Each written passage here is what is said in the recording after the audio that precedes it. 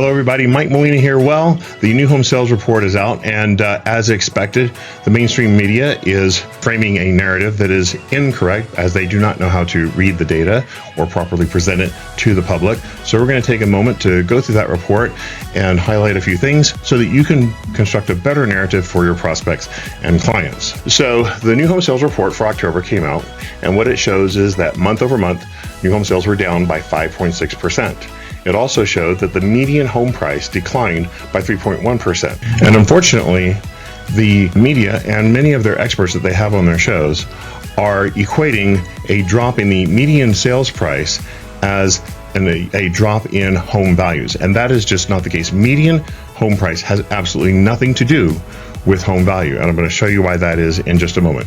Interestingly, they are not talking about the fact that year over year, new home sales were up 17.7%, which I think is quite remarkable. I think last year people were shocked what was going on with interest rates, and it took them a while.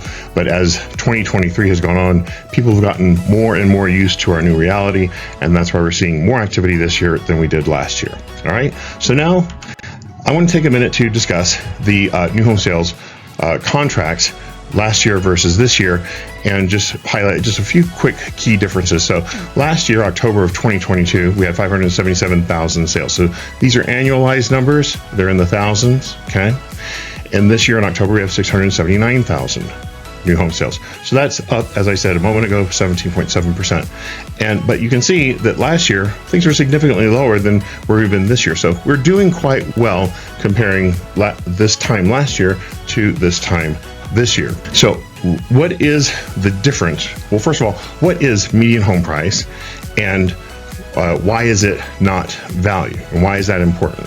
So median home price, as I've discussed before, is simply where you take all the homes that sold, okay, you line them up according to their value, their sales price, okay, so lowest to highest, and you pick the one in the middle, and that's the median home price. It literally is the median home price. It's not the average, or which would still be wrong, but this is the median. So if we have, let's just say 11 homes, to keep the example super simple, okay, we have 11 homes and line them up lowest to highest, right?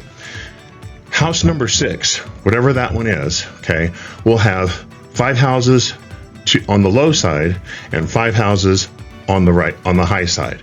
Okay, with house number 6 being the median home price, and that is what they are talking about, and they are equating that median home. So when as we see people steer away from the higher price homes, being 500,000 and above, and move towards buying homes in the lower ranges of 500,000 and below, then that, as you line up the houses lowest to highest month after month, that median home price value is going down. But that doesn't mean that all those homes that are below $500,000 have not appreciated. I did a video a few weeks ago showing how those homes are actually appreciating at a very aggressive rate, in many instances close to 10% per year.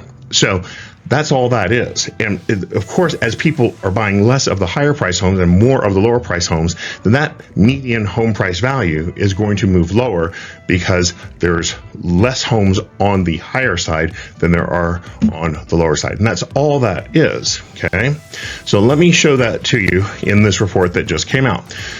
So this is the same report, but now it's broken down by price category. Okay.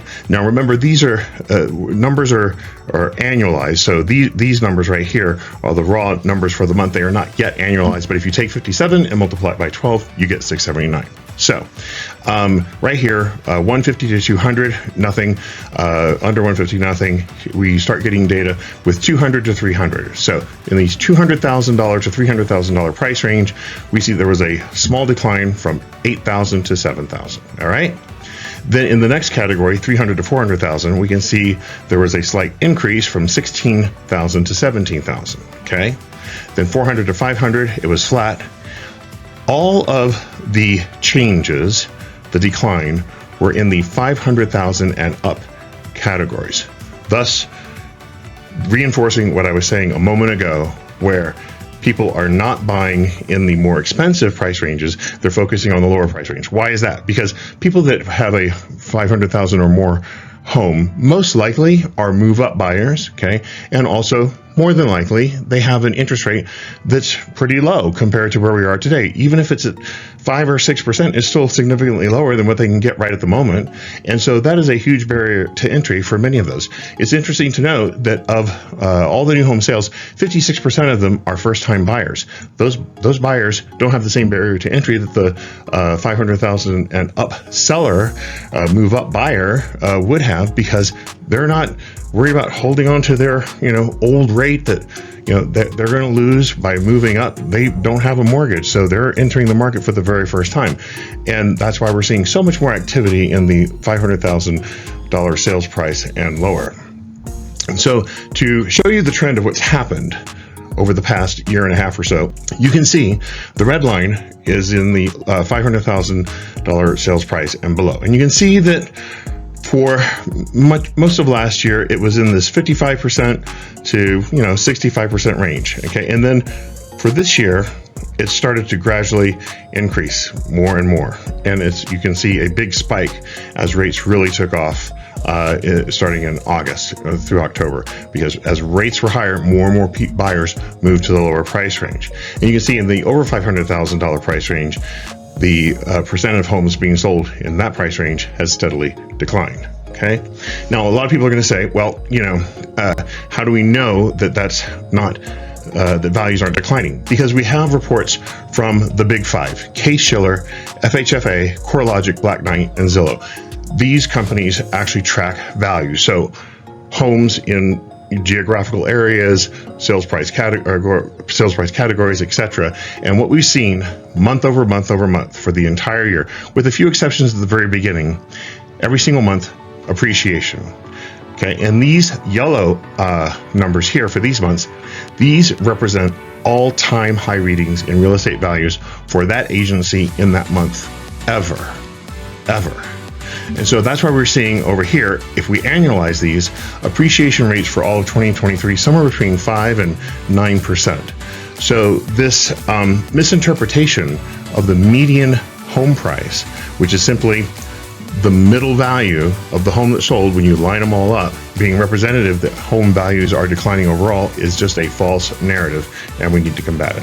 So I hope that's helpful. All these slides are available for your use, for you to download. You can click the link if you're watching on YouTube, which I hope you are, or you can also click the button below the video, and you can access all these slides and download them and use them in your discussions with your prospects and clients. If you have any questions, please don't hesitate to call me. Thanks so much for watching, and have a wonderful day.